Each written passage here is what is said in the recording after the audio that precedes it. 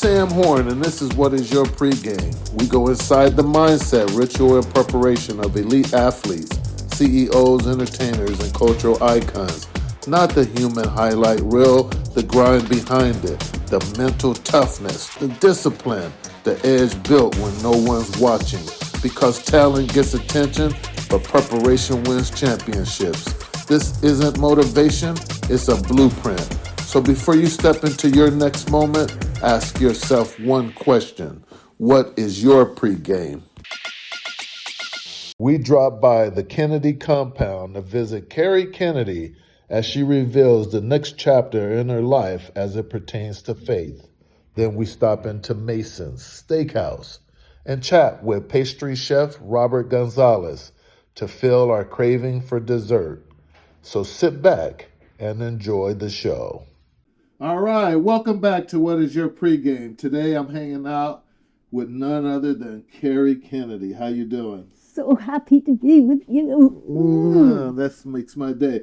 So I saw you out running around. I thought I would come over here and see. Tell me, what does Kerry Kennedy's daily preparation look like? Well, normally I'm working. Now, yeah, you today said I working. get to hang with you. But first thing I do is I make a list of everything I have to do that day. Then I figure out how much time each of those tasks will take. And then I decide at what hour of the day I'm going to do each of those tasks. That way, I'm not, I don't have anxiety that I'm not reading my emails when I'm doing something else. Right. Because I know I've got time blocked to do that later. And so it all sort of works pretty well. Well, of course, you're a very busy lady, and like we were saying, talking about preparation. But back in the days, of course, we know who your family is and all of that. Tell us a little bit about what it was like growing up in the Kennedy household, and what were the do's and don'ts. Like I asked you earlier, were you a cheerleader? Did you play tennis? Did you get out? What was it like? So there's two answers to that question. One is the more important answer, which is our family. Right. So I had 10 brothers and sisters, 7 brothers, 3 sisters. Yeah. And it was, let's see, I would say if I had to describe it, first I would use the word love, and second I would use the word loud. Loud. I've been there, so I can hear you. Yeah. So there were all those kids, and my mother never once told somebody they couldn't invite a friend over. So everybody always had friends. And then we had at least 6 dogs, up to 16 at any given time. And then we had chickens and turkeys and, roosters and a lot of horses. We had 8 horses. So the horses were neighing and the dogs were barking and the sheep were buying, and there was a lot, and the TVs were on, and the music was blasting 100% of the time. Music in our house, and then we lived at the top of the hill, and at the bottom of the hill was a swimming pool with a jukebox, which was also on, playing different music, so they were competing. It's all competing, so who could be the loudest. It was a tremendous amount of fun. So, which human rights issue today, in today's world, is most urgent to you? I think the most urgent issue is hate. I think there's a comfort level with cruelty in our country and in our world that debases everyone. You see it in what ICE is doing on the streets. You see it in taking away Medicaid for elderly people who are sick. You see it in taking away food stamps and having children starving in the richest and most powerful country on earth. And we see it all over the world with the 30,000 people who were murdered in Iran in January. I mean, we just see it sort of everywhere. And I think what we need to do is try and treat one another with love and dignity, and see that we're all good people who are struggling, and try and find the love inside us, to find the love inside others, even people who we disagree with. I mean, I totally disagree with Donald Trump every day, but I also pray for him because I want our country to succeed. And that's true, because, a person can do bad all by themselves, but when a group of us, such as you and your family and the people that you deal with, everyone needs a little help. So for me, what inspires you most? The journey to achieve your goal, or the desire for others to help you get the ultimate win? Well, I have to say, let me just say that you asked me about growing up.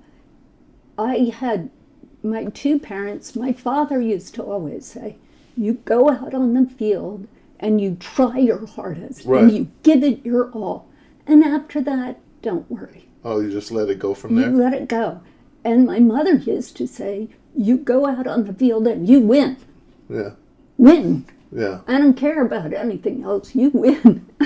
So saying that, so let me seriously, is it more about winning in life today, you think, or is it more about helping others? Because it seems like all we see now is forget the other person, I want to win. Is that bad or is that good? Okay, let me be super clear. I run an international human rights organization. Right. We sue governments around the world that are abusing people's rights. We have 40 cases at any given time internationally. Right. And we've never lost a case. Ooh, I like that. Never. Yeah, right?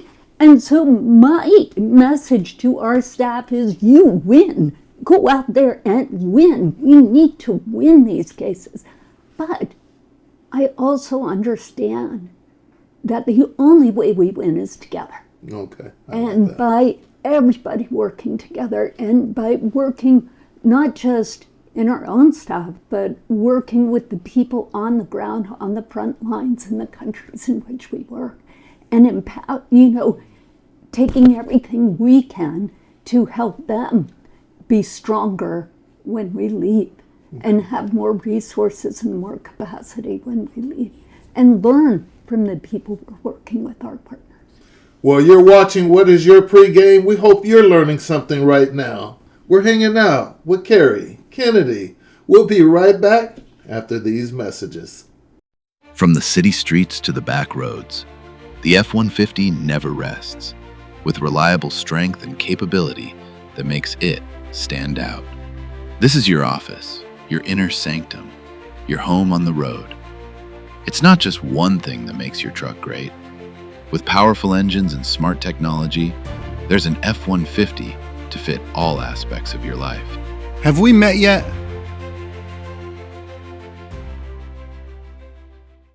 Thank you for 28 years from Fuji. Thank you. Thank you. Thank you. Thank you. Thank you. Thank you. Thank you. Thank you. Thank you. Thank you. Thank you. Thank you. Thank you. Thank you. Thank you. Thank you. And many more to come. Thank you. Hi, I'm Sam Horn, and this is What Is Your Pregame. We go inside the mindset, ritual, and preparation of elite athletes, CEOs, entertainers, and cultural icons. Not the human highlight reel, the grind behind it, the mental toughness, the discipline, the edge built when no one's watching. Because talent gets attention, but preparation wins championships. This isn't motivation, it's a blueprint. So before you step into your next moment, ask yourself one question. What is your pregame? And I am hanging out with my buddy Sam Horn, one of my best friends for so long. And my question is, what is your pregame? Yeah, what is it? Speaking of contributions to our world and to things that we're doing in a positive way, What's next for Kerry? Are you doing one of those things where you're into politics, possibly, I don't want to say president or any of that, but, ladies are really coming up nowadays, so sky's the limit. What's the limit for Kerry? Actually, I'm in a moment of real transition. Okay. I've been working at Kennedy Human Rights for 41 years. 41. And I'm going to step down as the head in December. Okay. I'll continue on the board and I'll do some work over, transition over a few years.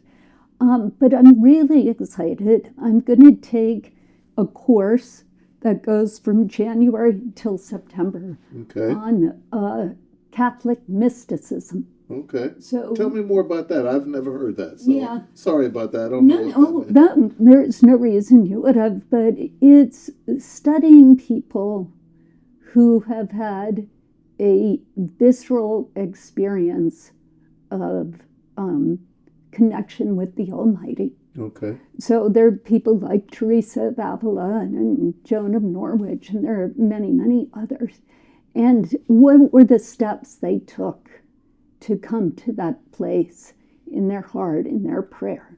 And so I'm going to be studying that for 9 months, and that's like about 5 hours a week, so I'll have time to do other things.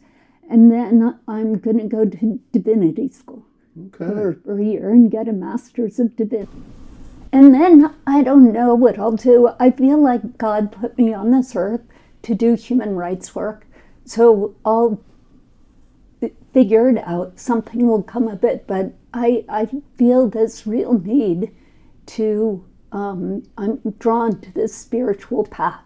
And I want to develop that and understand it better and then move forward.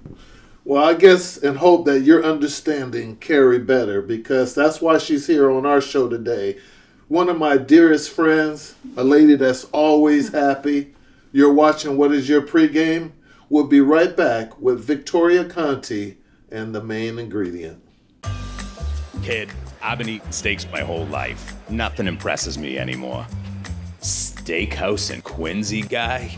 We'll see about that. What the beef is that? Oh my God. Hey, don't tell anyone about this place. I don't want to wait in line. Seriously, don't tell anyone. Please. Take care, brush your hair. Tell your mother I said hi. Masons, best kept secret. Not for long. From the city streets to the back roads, the F-150 never rests, with reliable strength and capability that makes it stand out. This is your office, your inner sanctum, your home on the road. It's not just one thing that makes your truck great. With powerful engines and smart technology, there's an F-150 to fit all aspects of your life. Have we met yet? Welcome back to What Is Your Pregame? I'm Victoria Conte, here with Kerry Kennedy for the main ingredient. Kerry, growing up as a Kennedy. High profile, high achievers, tragedy. Tell me, what was that one thing that helped you maintain your balance and your perspective in life? I think my faith. That was something that was passed down from generation to generation. My grandma, Rose Kennedy, was so faithful, and my mother went to church every day. And I was blessed to, my grandma used to say, not everyone gets the gift of faith, but I have it. And that's what's got me through everything, joy and tragedy. And that's going to be your future, so that's a great perspective. And now, the parents you had, RFK, Ethel Kennedy. Are there things that you hold close to your heart from each of those people? Well, yes, and I'd like to show you this, which is actually what they gave to people at their wedding. And as you can see, their names are etched in this. Ethel is being married to Mr. Robert Francis Kennedy, St. Mary's Church, Greenwich, Connecticut. So that means a lot to me. And I guess for my dad, when I have a wonderful letter that he wrote to me after the integration of the University of Mississippi. And when James Meredith was finally allowed to go to school there, and he said, this is an extraordinary moment for our country. A young man was allowed into the university. It happened just a few moments ago, and I hope these events are long past by the time you get your pretty little head to college. Love and kisses, Daddy. Oh, that's wonderful. It was such an important moment for our family, but for a father who's the Attorney General, who is being surrounded by press, surrounded by all these pressures, to say, I'm going to take time now and write to each of my children. I mean, I was the 7th of 11. He wrote that letter to each of us. The slight changes, but he wrote to each of us at that extraordinary moment, and that means so much to me. Well, Kerry, thank you for sharing that.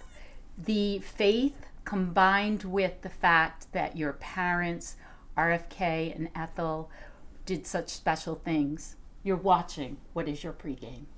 What is your pregame? Thanks, Kerry, for the main course. Now it's time to check in at Mason's Steakhouse for dessert. What a treat. All right, welcome back to What is Your Pregame? This is one of my favorite parts of the segment. Get to hang out with the chef. How you doing, Rob? Doing great, Sam. How are you? All right, tell me, where you from? Originally from Miami. Yeah. 305 boy. 305. I like Miami that. Hurricanes growing up. Okay, there you go. The U, right? The U. Okay.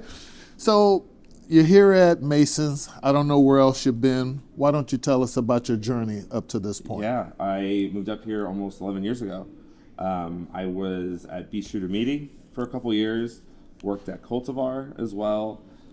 Before the pandemic, made my way out west towards Concord, tried a little something different. I like different experiences, and I worked at a bakery and ran their culinary program for a bit at the Concord Market before coming back to Quincy and Jimmy and the team.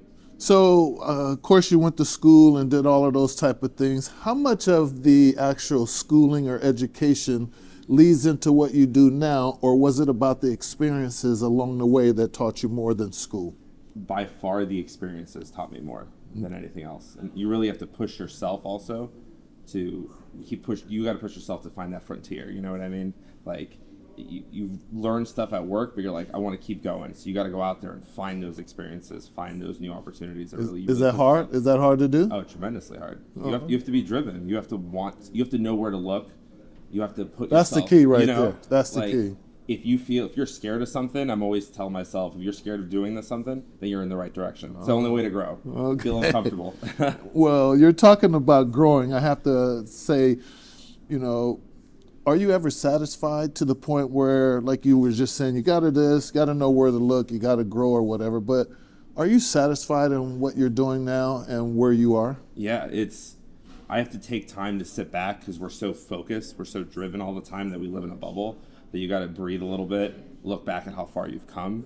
But I know I'm nowhere near where I want to go. I have so many goals. I have so much more I want to build with this like little pastry empire that we got going on.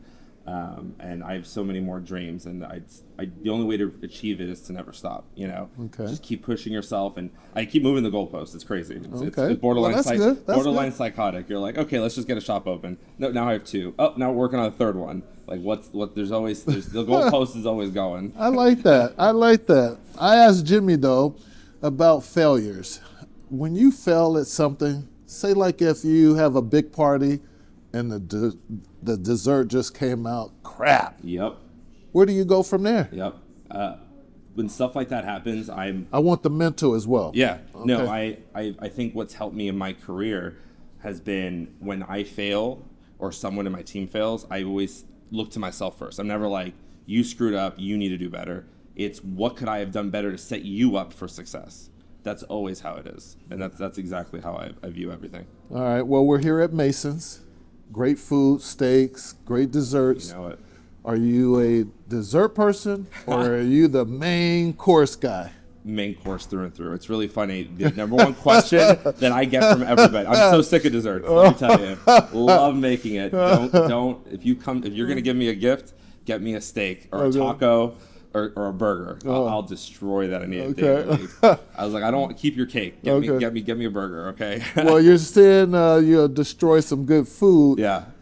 Jimmy was telling me about it's important to have the right ingredients from the beginning. Yes. If I was having a steak, he said something about a ribeye or something. Tell me about that. Grass-fed ribeye. That's my absolute favorite. I could have that every night of the week here. So what make ribeyes one of you guys' favorite steaks here? I know they said marbleize this and that. And what's the difference between like T-bones or filet mignon, which I thought that was the best? Tell me the difference between the cuts. It's all about, one, it's where it is on the body of the cow. Right. So depending on the muscle and how old the cow is, like you're talking about, it builds like more fiber. It depends. So if they move less, you're gonna have more tender cut. Okay. You know what I mean? Things like that. But it also depends on what they're fed, what they're drinking, and the land of where they come from. So it's really how they're taken care of that really affects it. So it's you got to source things properly. All right. Well, we're winding down, and our show's about what is your pregame. Tell me about your pregame. I know I don't want to hear you get here at 2:00, this and that. How about the pregame prep or the mental part once you get here until it's time to open those doors? Oh, absolutely. What's your mind like? What's that pregame look like? I go to the gym 4 to 5 days a week in the morning. That's just like my me time because I need my me time. Right. And I need to take care of myself, get my endorphins going, get the blood flowing. And then when I come into work, I have a routine. I always check in at the bakery first, talk to my sous chef over there, plan out the week, any orders, XYZ, and then I hop midday to Mason's and I talk to my team on this side, and we go from there. Do you guys have a meeting every day? Every day we talk. Okay. Communication is key. And absolutely. I asked Jimmy this, and I think I'll let you go. I know Jimmy has a lot of influence on what goes on that actual menu. How much of a percentage would you say you have of what makes it to that menu? Yeah. When it comes to the dessert menu, he gives me full creativity. He's a big dessert guy. See, I'm the big sweet. He selfishly wanted a bakery because he is a sweets guy. Okay, let me tell you. He will tell you if something I make is not right. He'll be. I always tell him, be honest with me. I need to know. It's the only way I grow. Okay. And he tries everything almost every day. Like he is fit, but he eats sweets. Let me tell you. Okay. So when it comes to that, and and I love it. They send me ideas. Him and Ming are, I love this, love that. They try something. They want even though I'm more of a pastry guy, they know my palate is refined, and if something's off, I'll be upfront with them about it. Whether it's texture, acidity, heat, you name it. Hey, Rob just told you a lot of things, but I want to ask him one more question. If somebody was here to follow in your footsteps, what does that look like, Rob? Is it more about like you said, the experience or the education that someone was trying to get where you are today? Yeah, you have to love what you're doing. It's this career and this industry is hard. If you love what you do, you never work a day in your life, and that's what I live my life by. You got to give up your weekends, your nights, but if you have a passion for it, go for it. You never know what doors are going to open. I know when the doors open here at Mason's, you're going to always see Rob, and you're always going to have the best. You're watching What Is Your Pregame? Let's pay some bills, and we'll be right back after this. Kid, I've been eating steaks my whole life. Nothing impresses me anymore. Steakhouse in Quincy, guy? We'll see about that. What the beef is that? Oh my God. Hey, don't tell anyone about this place. I don't want to wait in line.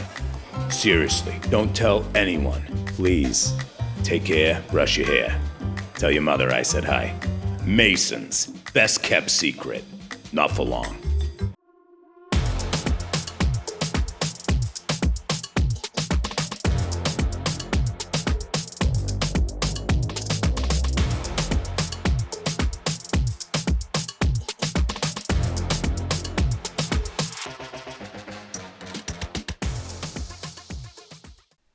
I like it. That's a wrap.